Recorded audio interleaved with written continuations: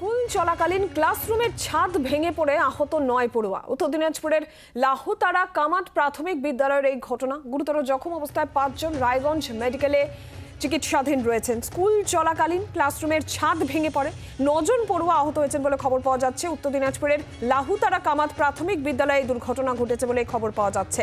গুরুতর জখম ৫ জন, তাদেরকে ইতিমধ্যে হাসপাতালে ভর্তি করানো হয়েছে। ঠিক কি ঘটেছে, কি পরিস্থিতি আমরা জানবো। ভবানন্দ সিংহ রয়েছেন টেলিফোন লাইনে আমাদের সঙ্গে। ভবানন্দ, কি ঘটেছে? স্কুল কর্তৃপক্ষের কি বক্তব্য পাচ্ছ?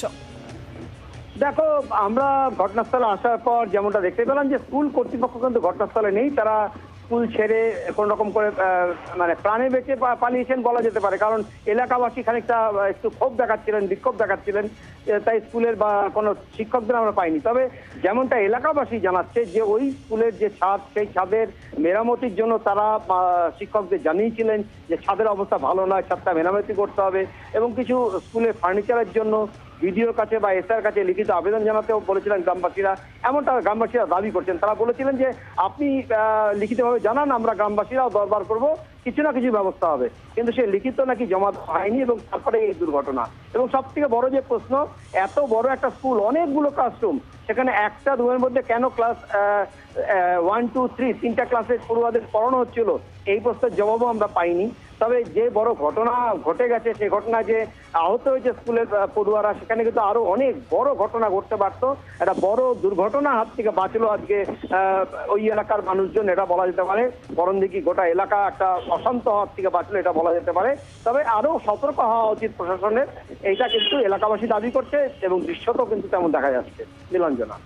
ভবানন্দ, দীর্ঘদিন ধরে এই অভিযোগ অভিভাবকেরা করছেন, এলাকাবাসীরা করছেন যে স্কুল মেরামতি, ছাদ মেরামতি, ছাদের অবস্থা ভালো নয়। একাধিকবার তারা জানিয়েছেন, তুমি যেমনটা বলছিলে। সেক্ষেত্রে স্কুল কর্তৃপক্ষ এতদিনে কোনো পদক্ষেপ কেন করেনি?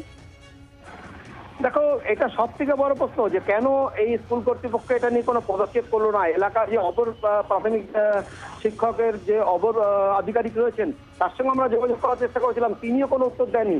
এবং স্কুল কর্তৃপক্ষও কিন্তু যতক্ষণ সাংবাদিক মহল তাদের জিজ্ঞাসাবাদ করেছে, কোনো প্রশ্নের উত্তর তারা দেয়নি এবং একে একে তারা কিন্তু এলাকা ছেড়ে চলে গেছেন, কোনো প্রশ্নের তার উত্তর দেয়নি। এটা বড় ধরনের প্রশ্ন যে বাচ্চাদের জীবন নিয়ে কি করে এত বড় একটা ঘটনা ঘটলো এবং বাচ্চাদের জীবন নিয়ে কোনো রকম কোনো প্রতিকার করার ব্যবস্থা করলো না, বাচ্চাদের জীবনের উপরে কোনো গুরুত্ব দিল না স্কুল কর্তৃপক্ষ। এটা কিন্তু বিরাট বড় প্রশ্ন। স্কুল কর্তৃপক্ষ যে একটা গাফিলতির যে আঙুল অভিযোগ উঠে আসছে, তা কিন্তু খানিকটা সত্যতার দিকে প্রকাশ পাচ্ছে। নীলাঞ্জনা। ভবানন্দ, স্থানীয় প্রশাসন কোনো পদক্ষেপ করছে বিষয়ে? দেখো, আমরা যেমনটা দেখেছি, ঘটনা ঘটার খবর পেয়েই করণদিঘির ভিডিও নীতিশ তামাং তিনি একদম মানে ছাপিয়ে পড়েছিলেন কার্যত বলা যেতে পারে। তিনি বাচ্চাদেরকে নিজে চিকিৎসালয়ে নিয়ে যান এবং তিনি দ্রুত চিকিৎসার ব্যবস্থা করেন। ঘটনাস্থলে পুলিশ পাঠানো, গোটা ঘটনা পরিদর্শন করা এবং কেন ঘটেছে তার এনকোয়ারি করা, এগুলো ভিডিও করেছেন, দেখতে পেয়েছি। কিন্তু সে তো ঘটনা ঘটার পর স্বাভাবিকভাবে প্রশ্ন হচ্ছে, এই ক্ষিপ্ততা, এই দ্রুত ব্যবস্থা, এই জিনিসগুলো যদি আরো দ্রুত করা যেত, আরো আগের থেকে করা যেত, তাহলে বোধহয় ভালো হতো। তবে একটা আশা ভালো দেখা যাচ্ছে নীলাঞ্জনা, যে প্রশাসনের তরফ থেকে কিন্তু এটা করা হাতে ব্যবস্থা নেওয়া হবে। কোথায় কার গাফিলতি আছে সেটা ইতিমধ্যেই খতিয়ে দেখা হচ্ছে বলে আমরা জানতে পারছি ভিডিও অফিস সূত্রে। এবং ভিডিও কাছে ইতিমধ্যে জেলা প্রশাসন বিষয়টির সমস্ত তথ্য জানতে চেয়েছে এবং ভিডিও সমস্ত তথ্য সংগ্রহ করছে।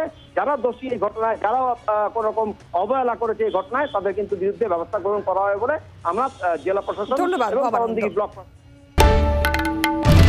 বাংলার আওয়াজ, বাঙালির আবেগ, জি 24 ঘন্টা।